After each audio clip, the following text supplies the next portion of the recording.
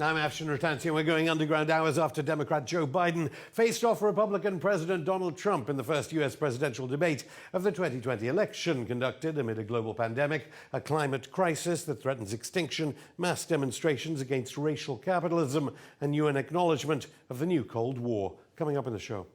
After going underground's fiery interview with former Israeli Prime Minister Ehud Barak, we hear the other side from the Palestinian ambassador to the UK, Hussam Zomlot, in part 2 of our special investigation exploring the Abraham Accords. We ask him if the extinction of the rules-based international order could also mean the extinction of the Palestinian people 20 years after the start of the Second Intifada.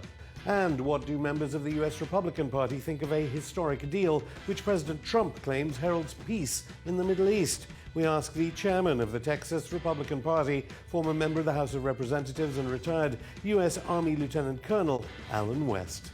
All this and more coming up in today's Going Underground. But first, on Saturday's show, we spoke to former Israeli Prime Minister and Defense Minister Ehud Barak about the Abraham Accords that normalized relations between Israel and the UAE and Bahrain. Before terminating the interview, he expressed his support for the Accords and urged the Palestinian leadership to use this moment to negotiate with Israel. You can find that interview in full on our YouTube channel. But now let's hear from the Palestinian side. Joining me now via Skype from London is the Palestinian ambassador to the UK, formerly the PLO's man in Washington, Hussam Zomlot. Ambassador, thanks so much for coming back on the show. Before we get to those issues, what's the situation with coronavirus in Palestine? There are reports of 47% of essential medicines in Gaza depleted or close to running out. It's very acute and alarming, I must say. Palestine, like the rest of the world, has been affected by the pandemic.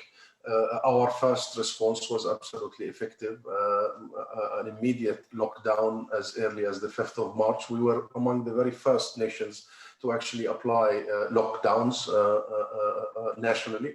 The World Health Organization hailed the quick response, and we were able to avert April, May with very minimal numbers. It is much worse in Israel. The numbers in Israel, both infections and death, is very high. And while we were very successful in actually containing and controlling the coronavirus, came the occupation virus, which has really led to the spread of the coronavirus. The biggest soft spot for us was Palestinian workers working in Israel, and we were trying to actually communicate that they either should stay where they are or should they come back, they should quarantine. And since June, that has been the biggest source of infection, particularly in the West Bank, and therefore the virus of occupation and our inability to control our own borders have not allowed us really to continue the very effective and efficient way of dealing with the virus. Having said all that, let me please, through your program, to convey our salute and gratitude for our white army of doctors and nurses. They are engaged now as we speak in a national battle to contain this virus. We're very worried about Gaza, especially in the last few weeks. Numbers have spiked to unprecedented level. Until the 28th of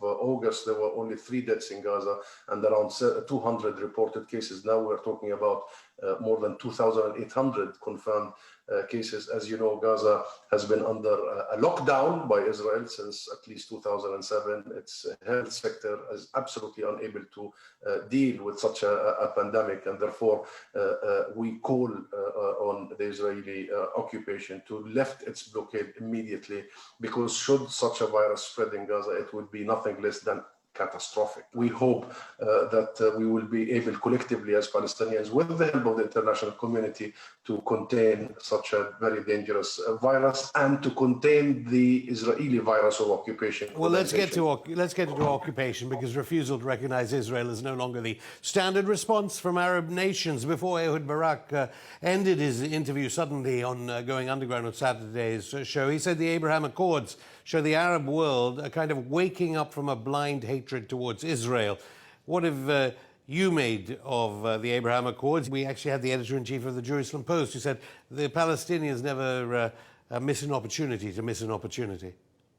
Yeah, that's the spin. And please, my friend, don't call it Abrahamic Accords. Prophet Abraham, who's buried in Hebron, Palestine, is the father of all prophets because he represents a symbol of unity. He's the father of all of us. symbol of unity, of respect, of justice, of sacrifice. Between Jews, Christians, and Muslims, but Trump has called it that. Donald Trump calls it that. Yeah, but Donald Trump is cheaply using the grand name of Abraham for a very cheap exercise of election circus. This is just some countries paying election gifts, election favors. Trump says it's historic.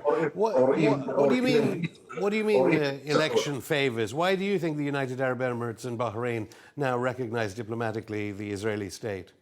It is primarily, they should call it that, election favors to Netanyahu and Trump, because, normalization is an act that was always meant to reward Israel for ending its occupation. That reward now is rewarding illegality, is rewarding the occupation, the colonization, the besiegement of our people in Gaza, the de-Palestinization of Jerusalem. We are now no longer trying to create a just situation. We are just rewarding the current status quo and reality. That's why we rejected it, and we believe it was a major, major setback in our efforts collectively to actually reach a genuine, lasting peace. Everybody knew that Israel will not heed our calls for peace unless either it has a carrot or it has a major stick. Taking that carrot at this point in time, rewarded for absolutely nothing except illegality, claiming falsely that Israel has stopped annexation when annexation is happening on the ground on a daily basis. Only in the last few weeks, Israel has announced the building of 12,000 new settlement units, illegal, deep in the West Bank. The creeping annexations are happening right in front of our eyes. So please, kid me not and fool me not. We have not given any mandate, as our president said in his speech to the UN. We have given no mandate to anyone to speak on our behalf. This has been a conflict between the Palestinian people and the occupier. There is an occupied and occupier, a colonized and colonizer, a besieged and a besieger, a killer and a killed. We have been at this conflict with our nation for 100 years, and therefore there is no way such a righteous, legitimate aspirations of people could be just traded in a stock market like this at this point in time. Well, obviously that's not the way the United States sees it, although British and European Union governments have been keen to emphasize the illegality of the occupation. When you watch the UN General Assembly, it's been on for the past week or so. What is the point of all the UN resolutions? I mean, you've got resolutions saying they need Israel to withdraw from occupied land, no settlements, Jerusalem can't be the capital just of Israel, the Golan Heights seizure by Israel is illegal. It's the 75th anniversary. What is the point of all the resolutions that you and your negotiating team and your different diplomatic staff around the world go on about when it doesn't seem to matter anymore? That's a point that many people are saying, but we remain to be absolutely committed to international legitimacy. We believe in multilateralism. We learned the lesson of the Second World War. We think when the world come together and decide collectively is way better than when it doesn't. The problem is not in the international system. The international order, the rules-based order was established, so we learn never again what we did to each other in the Second World War and in the First World War. And the premise of that order is the inadmissibility of acquiring land by force. That's the heart of it. Now, the problem is not the order, the problem is the enforcement of the law. That's the issue. And here, your question about the position of the UK, which is commendable. I mean, only last week, the Minister for Middle East in the Foreign Office, James Cleverly, confirmed the UK position with ending Israel's occupation, a state of Palestine on the 1967 borders, with East Jerusalem as its capital, and resolving the issue of refugees justly according to international standards. Now, we agree with the UK position. The issue is words are not enough for Israel, and resolutions are not enough. We need enforcement. Obviously, brave, some would say, given we want a trade deal with the United States after Brexit, but obviously Britain is selling record amounts of arms to Israel. I want to get onto your leader, Mahmoud Abbas. He said it was a stab in the back. Isn't it really a stab in the front, the so-called Abraham Accords? Historically, we have very good relations with our Arab brothers and sisters. We didn't change. Some of them have unilaterally changed, and we are where we are. We are absolutely, we consider ourselves to be proud Arabs. both Christians and Muslims, and we define ourselves as the Palestinian Arab nation. We know the hearts and the feelings and the support and the solidarity and the connection between us and the Arab peoples. And after the announcement of these accords, we saw what happened in Bahrain. I mean, the most trending hashtag was Bahrain is against normalization. Normalization is a treason. So we know we have the Arab world, and for us, the relationship between us and the Arab world, the Bahraini people, the Emirati people, goes beyond politics. I mean, this is about civilization, about history, about religion, about culture, about language, about hopes for the future. What connects between us and the Emiratis and the Bahrainis? We need to level the field with Israel, and together with the Arab world, and even with our Arab Peace Initiative that we offered to Israel in 2002, already 18 years ago, even that was not heeded in Israel. So you tell me, by these unilateral acts by some countries to normalize Israel's illegality and to reward Israel for its oppression against the Palestinians, we have advanced the cause of peace. That's absolutely nonsense. So what are you going to do? Those countries do say it's a step forward. Are you just waiting it out to see whether Biden would be any better after the US elections? Whoever say whatever, the conflict and the dynamics of the conflict remains to be the same. The people of Palestine are on their land. We are on our land.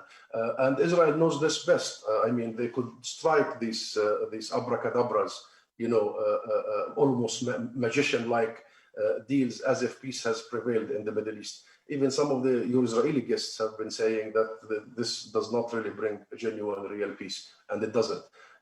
We will continue. And by the way, as much as this is a crisis for us, Trump's onslaught on our rights, his legitimization of Israel's settlements and annexation, Netanyahu's confirmation only minutes after the announcement about the normalization with Emirates and Bahrain that the annexation is on the table. It's a matter of when, not if. All this is a crisis, but it also brings an opportunity. The first is clarity by Israel and its main benefactor, that is the US.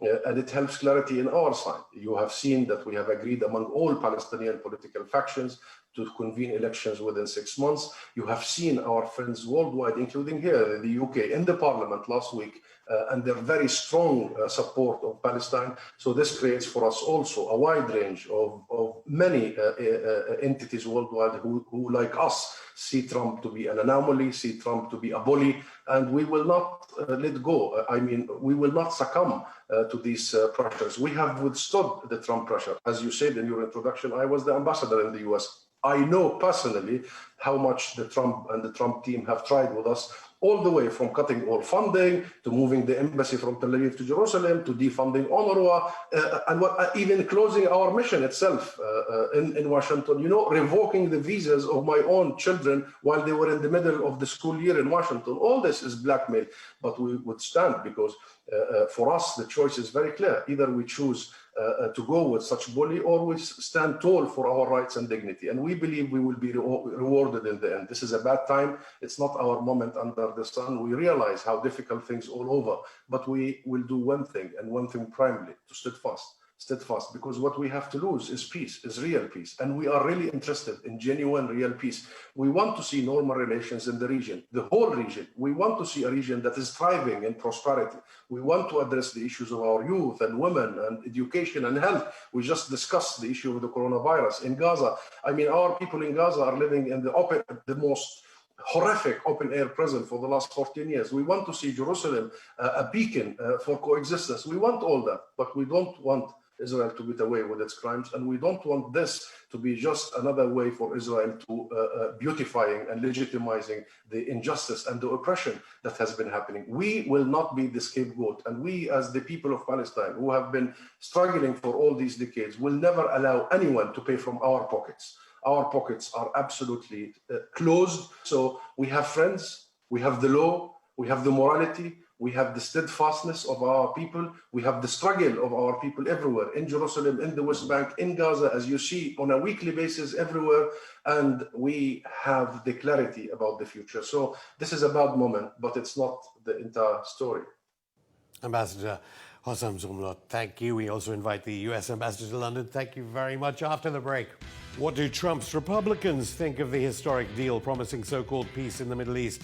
I'll be speaking to Chairman of the Texas Republican Party and former member of the House of Representatives, Alan West. All this and more coming up in part 2 of Going Underground.